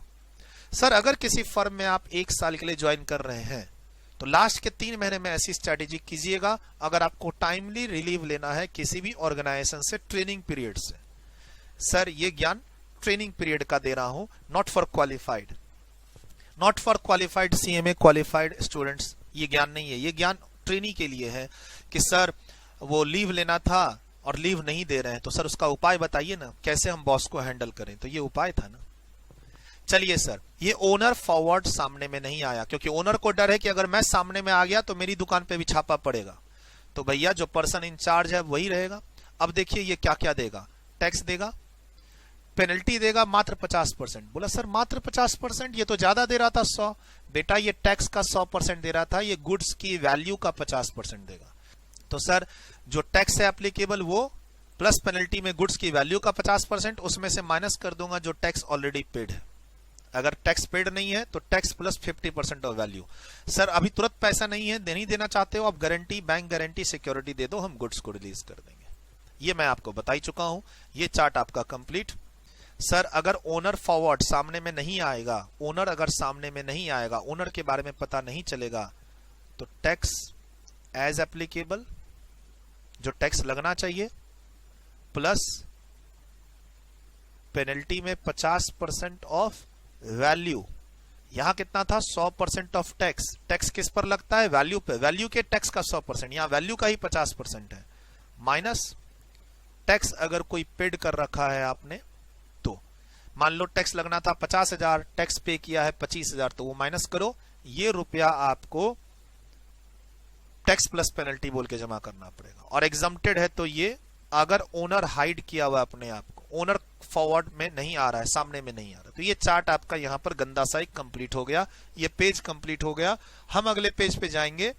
सर नोटिस इशू होने के बाद ये काम करना जरूरी है। नोटिस इशू होगी, यस। नोटिस के साथ साथ डिटेंशन ऑर्डर भी इशू होगा। सबसेक्शन 1 का फाइनल ऑर्डर आगे इशू होगा। यहां से हम लोगों ने लिखना शुरू किया था। लिखिए, वीडियो को रोकिए, वीडियो को रोकिए और लिखिए। अगले पेज पे छोटे छोटे पॉइंट्स हैं। मेजर डिस्कशन हम लोग कर चुके हैं, मेजर डिस्कशन कर चुके हैं। नेक्स्ट जा रहा हूं, नीचे लिखिए, वीडियो को रोकें, लिखें। नेक्स्ट जा रहा हूं, वीडियो को रोकें, लिखें। नेक्स्ट नीचे जा रहा हूं, वीडियो को रोके और लिखें। मैंने, आप इसको बहुत अच्छे से चार्ट के थ्रू बता सकते हैं। मैंने तो आपको समझाने के चक्कर में जो आपके सामने ये चार्ट बनाया है थोड़ा सा अजब गजब का बन गया है, बट यस, मैंने आपको बहुत अच्छे तरीके से, जितनी मेरी समझ थी उसके हिसाब से मैंने अभी तक डिलीवरी दे दी। अब अगले पेज पे चलते हैं। 3-4 पॉइंट्स हैं, बस उसको खत्म करते ही ये सेक्शन कंप्लीट, फिर शुरू करेंगे सेक्शन 130। ये कंप्लीट, ये बस 3-4 पॉइंट हैं। क्या कहता है? The provision of subsection 6। Already मैं मार्क करवा चुका था कि सर, ऑलरेडी मैं मार्क करवा चुका था अभी थोड़ी देर पहले, स्टार्ट ही किया था, आपको पीछे ले गया था। कौन से पेज पे? पेज नंबर 28.3 पे। पेज नंबर 28.3 पे मैंने बोला था कि गुड्स को प्रोविजनल बेसिस पे रिलीज किया जा सकता है आपसे बॉन्ड और सिक्योरिटी लेके, तो वो पॉइंट यहां अप्लाई होगा। उसके बाद बोलता है नोटिस इशू करेंगे। नोटिस में क्या लिख के देंगे? टैक्स और पेनल्टी। पेनल्टी कहां लिखी हुई है? सबसेक्शन 1 में पीछे। ऑर्डर कहां पास होगा? एक और ऑर्डर पास होगा, ये सबसेक्शन 3 है।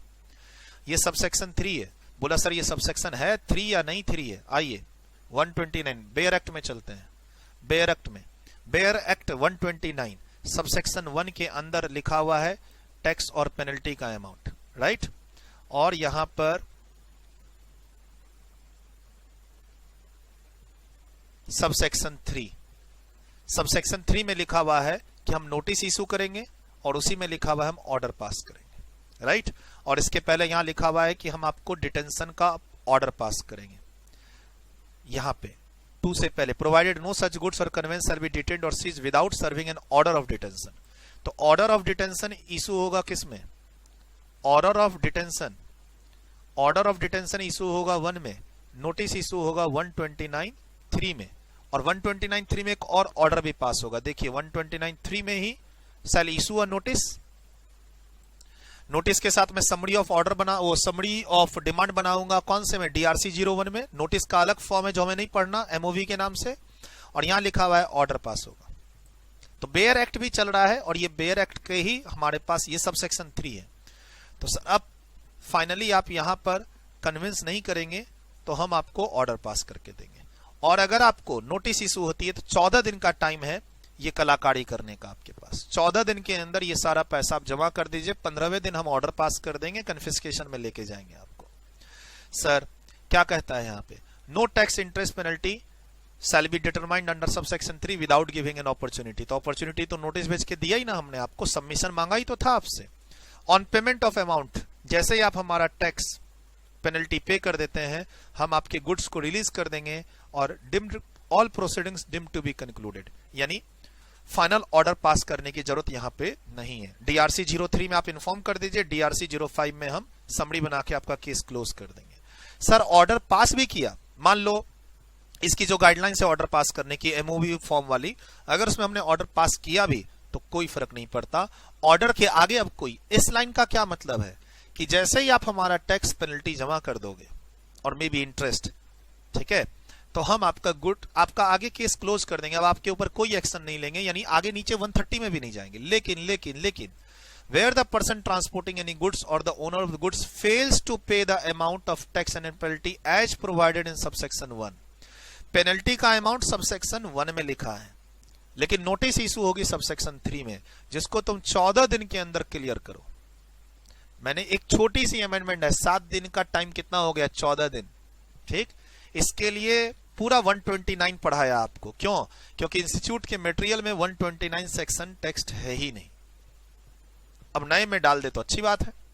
Of such detention and seizure, जिस दिन हमने आपके गुड्स को डिटेंट किया था, डिटेंशन का ऑर्डर पास किया था सबसेक्शन 1 में, उसके 14 दिन के अंदर अंदर तुम हमें पे कर दो, नहीं तो तुम्हारे ऊपर सेक्शन 130 की प्रोसीडिंग्स स्टार्ट कर देंगे। 14 दिन का पीरियड को कम भी किया जा सकता है अगर गुड्स पेरिसेबल और हैजर्डस इन नेचर का हो।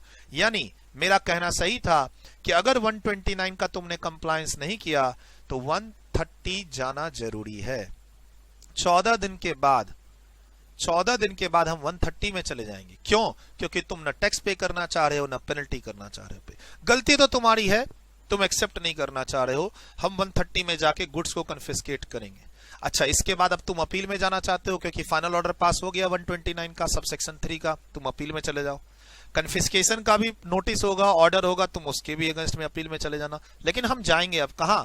अब तुम्हारे से टैक्स पेनल्टी के साथ साथ फाइन भी लेंगे। किस सेक्शन में? 130 में। अब हम लोग कहां जा रहे हैं? 130 में। कोई अमेंडमेंट नहीं है। 130 जरूरी नहीं कि 130 129 के बाद लगे। 130 में और भी 5 बातें हैं। 130 में ये 5 बातें हैं जिस पर डायरेक्ट आपके ऊपर 130 लग सकता है। बाकी 129 से तो 130 में आ ही रहे हैं।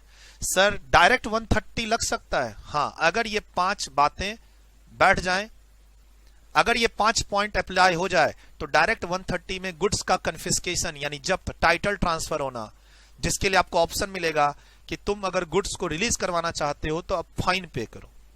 कन्फिस्केशन का मतलब है गुड्स की ओनरशिप गवर्नमेंट के पास जा चुकी, ठीक है। लेकिन आपकी गलती हो, नोटिस इशू होगा, इसमें भी अपॉर्चुनिटी मिलेगी। सब बात यहां लिखा हुआ है अगले पेज पे। सर इस सेक्शन के अंदर टैक्स है, पेनल्टी है, फाइन है, नोटिस है, ऑर्डर है, सब है। इसको फिर अच्छे से पढ़ेंगे। 130 कंप्लीट करके क्लास को रोक देंगे, ठीक है। 15-20 मिनट जो भी लगेगा 130 कंप्लीट करने में। उसके बाद अगली क्लास में 132 लेके जाएंगे, ठीक है। आइए सर, सेक्शन 130। सर मैंने आपको बोला था कि जो सेक्शन 129 है उसमें कन्फिस्केशन नहीं है, उसमें आपका कन्फिस्केशन का प्रोसेस स्टार्ट हो सकता है। 129 केस रेफर कर देता है किसको? 130 को। सर आप देखिए 129 में वर्ड क्या है? Detention, detention, seizure and release. और अगर रिलीज नहीं करेंगे तो उसके बाद सेक्शन 130 कन्फिस्केशन का प्रोसेस स्टार्ट होगा। सर इस तीनों में title of the goods transfer नहीं हो रहा है गवर्नमेंट के पास। Sir here title of goods is still with owner, ऐसा आप लिख लीजिए। here title of goods is still with owner, here title of the goods is still with owner, इसमें लिखिए। कन्फिस्केशन का मतलब है, कन्फिस्केशन का मतलब क्या है sir? it means title of the goods is now transferred to government, it means title of the goods is now transferred to government, ठीक है, टाइटल ट्रांसफर। अच्छा, section 130 is not dependent upon 129, but 129 का further process 130 है, ये ध्यान रखना, लिख लीजिए। This section is not dependent upon section 129। 129 से 130 में आ रहे हैं, लेकिन 130 के लिए 129 में आना जरूरी है? नहीं सर, इसके अपने केसेस है 5, जहां पर अगर आप ये डिफॉल्ट करते हैं और आपका इंटेंशन टैक्स इवेजन है तो डायरेक्ट आपके ऊपर 130 लगा देंगे। मूवमेंट होना, गुड्स का डिटेंशन होना, सीजर होना जरूरी नहीं है। 130 पे आने के लिए गुड्स का मूवमेंट नहीं चाहिए। अगर गुड्स का मूवमेंट में पकड़े गए तो 130 में आएंगे, ये ध्यान रखना है। सर अगेन यहाँ वो एक क्लॉज है, not withstanding anything contrary anything content in this act. Sir इसका ये मतलब नहीं है कि आप पूरे एक्ट में सिर्फ 130 देख के अप्लाई करो। इसका मतलब ये है कि दूसरे सेक्शन और इस सेक्शन में कन्फ्लिक्ट हो तो ये सेक्शन ओवररूल कर जाएगा दूसरे सेक्शन को। अच्छा, इस सेक्शन के अंदर अपना नोटिस की रिक्वायरमेंट है, अपना ऑर्डर पास होगा इस सेक्शन का। ऐसा नहीं है कि 129 में नोटिस इशू हो गई तो 130 में नहीं होगी। गुड का कन्फिस्केशन होना है, आपको ऑप्शन मिलेगा फाइन पे करने का।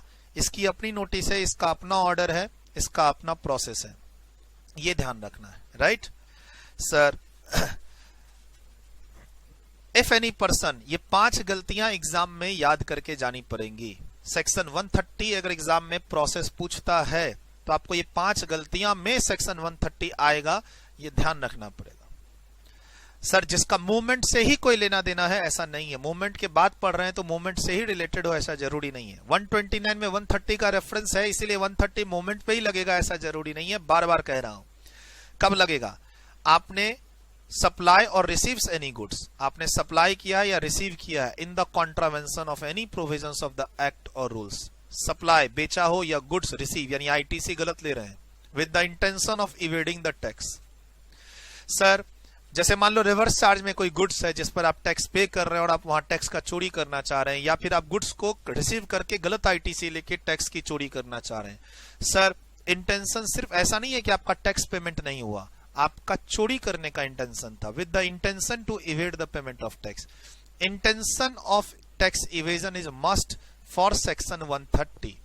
हालांकि इसमें वो इंटेंशन होना जरूरी नहीं है। इन दो जगह बाय डिफॉल्ट 130 लगेगा। इसमें इंटेंशन होना जरूरी है, इसमें इंटेंशन होना जरूरी है, और इसमें तो आपको नॉलेज ही है कि टैक्स की चोरी हो रही है। Does not account for any goods on which he is liable to pay tax. Sir ऐसा गुड्स जिसकी आप अकाउंटिंग नहीं करते हैं, क्योंकि अकाउंटिंग करेंगे तो टैक्स पे करना पड़ेगा, तो यहां भी तो आपका इंटेंशन क्या है? टैक्स की चोरी करना। लेकिन वर्डिंग्स देखो sir, with the intent word यहां है, विद द इंटेंट वर्ड यहां है। यहां तो ऑटोमेटिक है कि तुम गुड्स की अकाउंटिंग नहीं करोगे तो टैक्स की चोरी होगी, तो इंटेंशन क्या चाहिए? बाय डिफॉल्ट अगर मान लो मैंने कोई सेल की और उसके अकाउंटिंग और रिकॉर्ड्स मेंटेन नहीं किए तो बाय डिफॉल्ट तो उसका चोरी हुआ ही ना टैक्स। Supply of any goods liable to tax without having applied for registration. तुमने रजिस्ट्रेशन नहीं लिया और गुड्स की धराधर सेल कर रहे हो बिना जीएसटी के, तो यहां इंटेंशन देखूंगा तुम्हारा, सीधा 130 लगाऊंगा। ठीक। Contravention any of the provisions of this act और rules with the intention of payment of tax. तो ये एक बहुत वाइड लाइन है ये, जिसमें कोई भी केस आ सकते हैं। ठीक। और या फिर use any conveyance as a means for transport of carriage of goods in contravention of the provision. यानी तुम ट्रांसपोर्टर हो, तुम यहां ट्रांसपोर्टर हो, तुमने कैरेज गुड्स का कैरेज किया है, ट्रांसपोर्टेशन किया है और तुम्हारा कॉन्ट्रावेंशन हुआ है। Unless the owner of the convince proves that. अब यहां तुम्हारे पास बचने का उपाय है कि तुम बोलो मालिक मैंने तो अपने कन्वेंस को, अपने कैरेज को, अपने ट्रक को खाली किराए पर दिया था, मुझे इस चोरी से कोई लेना देना नहीं है, मुझे यहां पर टैक्स की कोई चोरी से लेना देना नहीं है। एक भाई साहब आए थे, हमारी ट्रक किराए पर ले गए, अब उन्होंने बोला था कि यूपी जा रहे हैं, ट्रक को दिल्ली से लेके कुछ माल जाएगा, अब हमें क्या पता कौन सा माल था कौन सा नहीं था, हमने तो ट्रक को किराए पर दिया है। I am not the party of fraud. So sir section 129 में तो देखो, अगर तुम ट्रक वाले हो तो 129 में यहां फंस जाओगे तुम, अगर ओनर सामने नहीं आया तो, और ओनर सामने आया तो तुम्हारी कोई गलती नहीं। लेकिन अगर तुम्हारे ट्रक का कन्फिस्केशन हो गया है, तुम्हारे ट्रक का कन्फिस्केशन हो गया, देखिए यहां क्या लिखा हुआ है, कन्फिस्केशन ऑफ गुड्स और कन्वेंस, तो तुम यहां पर बच सकते हो कि सर मैं पार्टी टू द कॉन्ट्रैक्ट नहीं हूं, पार्टी टू द फ्रॉड नहीं हूं। उसके अलावा अब अगर तुम्हारे कन्वेंस का कन्फिस्केशन हुआ है तो तुमको फाइन तो पे करना होगा, तुमको एक फाइन तो पे करना होगा, अपने गुड्स को ले जाना चाहते हो, अपने ट्रक को ले जाना चाहते हो तो।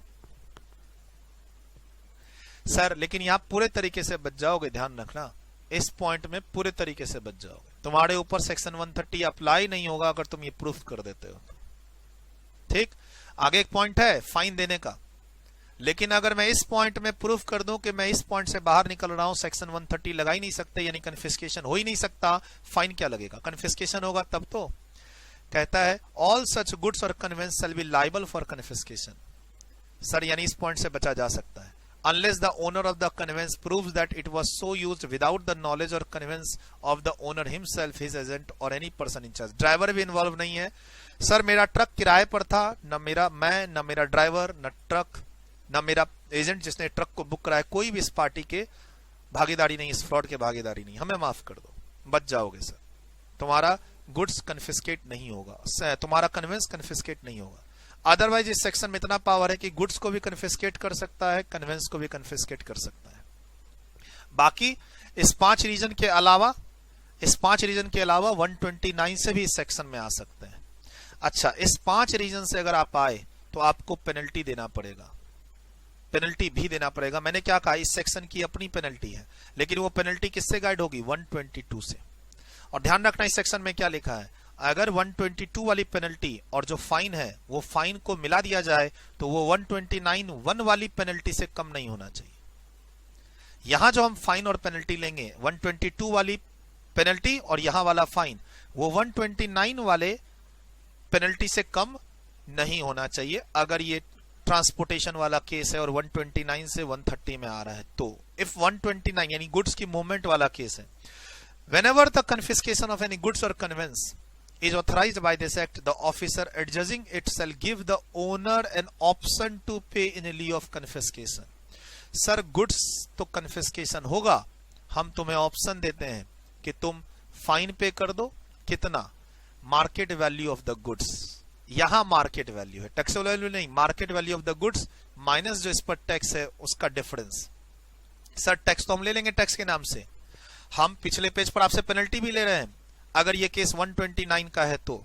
सर ये केस 129 का नहीं है तो सिंपल आप अपनी मार्केट वैल्यू माइनस टैक्स जो है उतना हमें पेनल्टी पे कर दीजिए, फाइन पे कर दीजिए।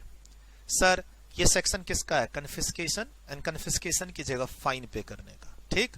और पेनल्टी भी यहां लगेगी, पेनल्टी भी लगेगी इन 5 गलतियों में। लेकिन पेनल्टी कौन सी, जिसकी चर्चा 122 में हो रखी है। 122 के कितने सब सेक्शन पढ़े, 3 सब सेक्शन, ठीक। अब कहता है कि आपको जो यहां पेनल्टी लगी ऊपर इसमें और यहां जो फाइन लगा, वो aggregate of fine and penalty shall not be less than the penalty leviable under section 129 subsection 1। अगर ये सबसेक्शन 129 वाला केस आगे बढ़ के 130 में आ रहा है, 130 में पेनल्टी है प्लस फाइन है, तो वो 129 वाली पेनल्टी से कम नहीं होना चाहिए। ध्यान रखना 129 में फाइन नहीं है, सिर्फ पेनल्टी है। आप 130 में आए हैं तो यहां पहला सबसेक्शन में क्या बोलता है, आपको पेनल्टी देना पड़ेगा, यहां क्या बोलता है, फाइन देना पड़ेगा। बट फाइन प्लस पेनल्टी 129 वाली पेनल्टी से कम नहीं होनी चाहिए।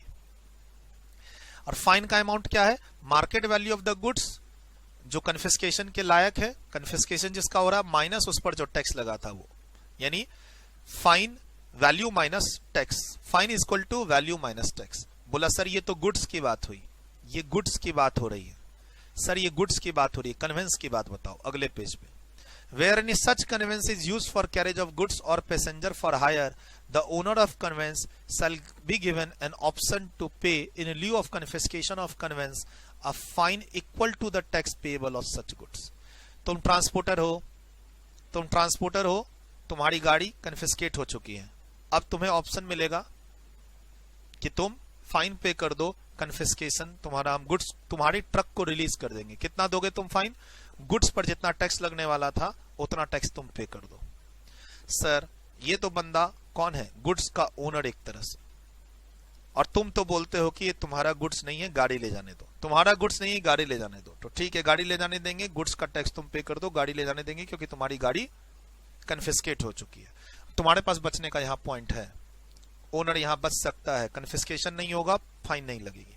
लेकिन अगर ओनर यहाँ पकड़ा गया और ओनर को अपनी गाड़ी चाहिए तो उसको गुड्स का टैक्स के जितना फाइन पे करना होगा। फाइन बार बार, अगर मैंने गलती से पेनल्टी वर्ड बोला है तो भी ध्यान रखना फाइन है।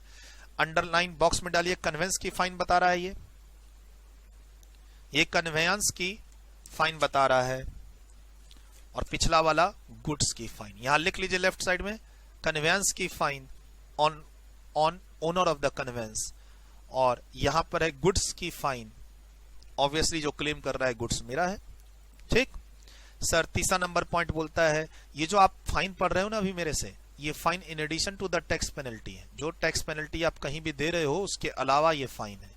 सर कोई भी ऑर्डर पास नहीं होगा अनलेस अपॉर्चुनिटी मिले। अब ऑर्डर कहां पास हो रहा है? ऑर्डर इसी सेक्शन में पास हो रहा है। ऑर्डर का सब सेक्शन 1 ही है, 1 और 2। The person liable for penalty, आपको ऑप्शन देंगे हम। उसके बाद बोलता है कि fine is not in place of penalty, fine is in addition to the penalty. यहां बोलता अपॉर्चुनिटी मिलेगी तो हम नोटिस देंगे आपको इसकी, हम आपको इसकी नोटिस देंगे। फिर बोलता है सर कन्फिस्केट होता है तो टाइटल ट्रांसफर होती है गवर्नमेंट के पास, ठीक है। उसके बाद बोलता है प्रॉपर ऑफिसर जो इस कन्फिस्केशन को एडजस्ट कर रहा है, जो ऑर्डर पास करेगा, shall take and hold the possession of things confiscated and every officer of police on the requisition of the proper officer shall assist in taking and holding such position। यानी हम police की मदद ले सकते हैं। उसके बाद सर मान लो गुड्स का कन्फिस्केशन हो गया और अब तुम हो कि फाइन का हमने तुम्हें ऑप्शन दिया। देखो गुड्स का कन्फिस्केशन यहाँ हो गया, यहाँ पे गुड्स का कन्फिस्केशन हो गया। हम यहाँ तुम्हें बोल रहे हैं तुम गुड्स को रिलीज करवा लो फाइन पे करके, और तुम आ नहीं रहे हो, तो क्या हम तुरंत गुड्स को बेच दें? नहीं, 3 महीने का वेट करेंगे। ये ध्यान रखिएगा, 3 महीने का वेट करेंगे तुम्हारा।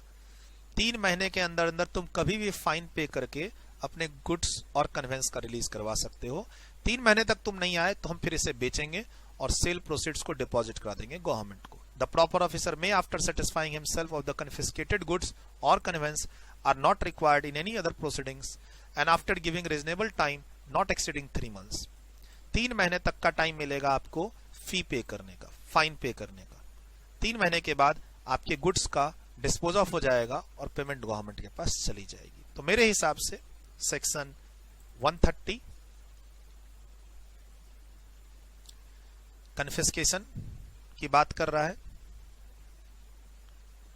कन्फिस्केशन में टाइटल ट्रांसफर होगा गवर्नमेंट को, but option to pay fine है। कन्फिस्केशन यानी गुड्स रिलीज हो जाएगा, फाइन पे करो, गुड्स को रिलीज करवा लो। Release goods and conveyance, fine is in addition to tax plus penalty. Tax देना पड़ेगा, पेनल्टी देनी पड़ेगी, उसके अलावा आपको फाइन लग रहा है। सर 3 मंथ्स वेट करेगा, 3 मंथ्स